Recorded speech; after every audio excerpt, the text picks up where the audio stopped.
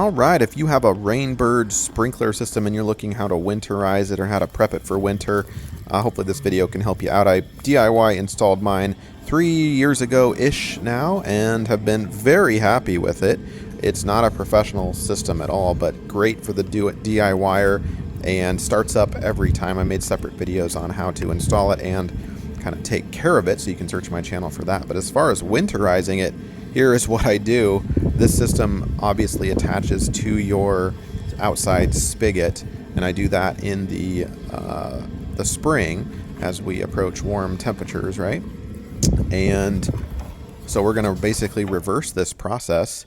Now, some people might want to think, oh, can I get my air compressor and blow all the water out? Well, the answer to that is probably not. I have booted this thing up and there's just not enough pressure, even at full, 130 psi, to actually move water through the system to push it out.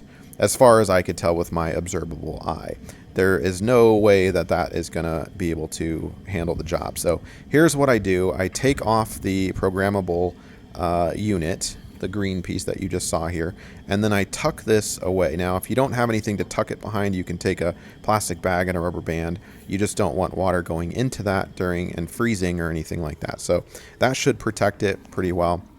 I just kind of let that sit, and then I take this thing out and take the battery out of it and then store that appropriately. Now, as far as blowing water out, if you installed this system correctly, it should be self-draining. There's a one-way valve on the end of the sprinkler at the lowest point of your lawn. So it's all supposed to drain out already. So there should be absolutely no freezing of water and damage to your actual sprinkler heads at all. So from there, I turn off my spigot, and I will disconnect that T-valve as well.